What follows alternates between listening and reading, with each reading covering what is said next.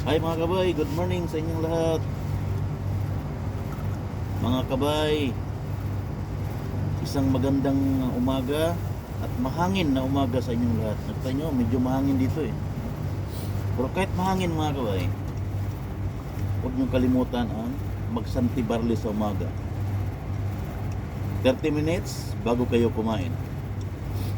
At huwag nyo kalimutan mga kabay, plastic ang gawin nyo panghalo sa santi barley para effective. Santi barley from New Zealand.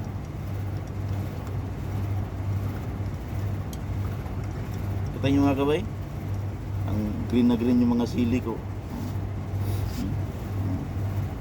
ang lad ko. Kumusta kayo mga kaibigan kong mga magsasaka sa probinsya? Kumusta kayong lahat dyan? Alam ko ngayon December, medyo tag-ulan sa atin. Kaya ingat kayo lagi dyan mga kaibigan kong mga magsasaka. Lagi lang nating isipin na magsikap araw-araw, magtanim. Alam ko naman ang buhay ng probinsya. Diyan ako galing. Diyan tayo galing. Saka kailangan umaga pa lang, gising ka na, prepare ka na ng pagkain mo para makapagsimula ka ng pumunta sa bukiran. Kasi alam ko noon, pag kami, umaga kaming magising para kasi pagtanghali na roon sa atin, ang sobrang init na, kaya kailangan maaga kang magising, maagang magsimula sa trabaho. Katulad ko ngayon, maaga akong gumising para may pakita ko ninyo ang mga nagagandahang mga sili ko.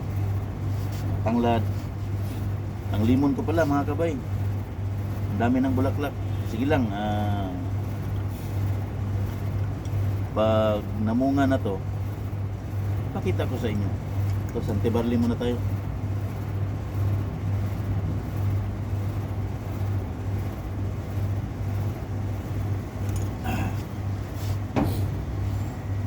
Sa mga nag-subscribe sa akin, maraming salamat sa inyo mga kabay. Baka nakita nyo na yung sinasabi ko sa inyo na hindi nakita, baka narinig nyo na yung sinasabi ko sa inyo na mga nagawang kasalanan daw ng ating Pangulong Duterte. Hindi ko na lang i-detalye, panoorin na lang ninyo, pakinggan na lang ninyo sa YouTube channel ko.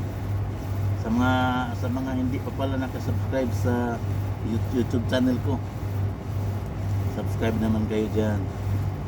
Saka i-click yung notification bell para kahit anong video na i-upload ko, makikita ninyo. Ano mo na, direct time mo na.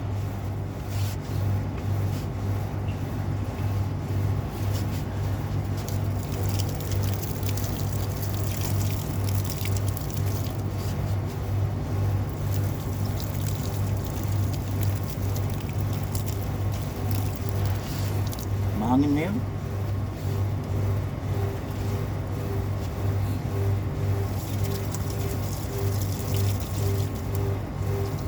Nagsasayawan yung mga halaman ko kasi mahangin, at saka natuwa sila kasi nakainom na naman sila ng tubig. Standard ko.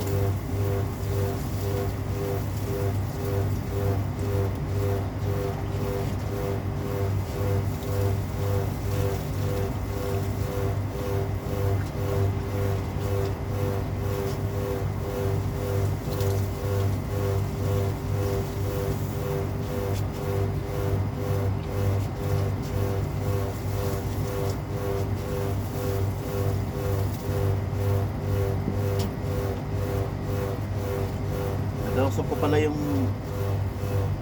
Nanay at tatay ko pala kahapon. Mag-harvest na daw sila ng mga durian namin. Ngayong this week.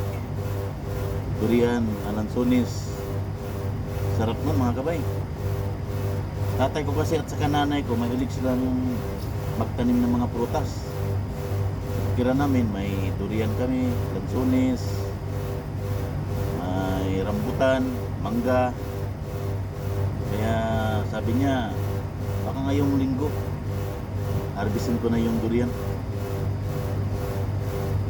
Sabi ko, malayo man ako dyan. Picture na niya lang. Sa inyo sa akin para makita ko. Na magawa mga kabay, nasa malayo tayo. Na mga kabay ha. Tapos na ako magdilig. Hanggang sa susunod na umaga. Magandang umaga sa inyo. Mag-iingat tayong lahat. Merry Christmas and Happy New Year. God bless.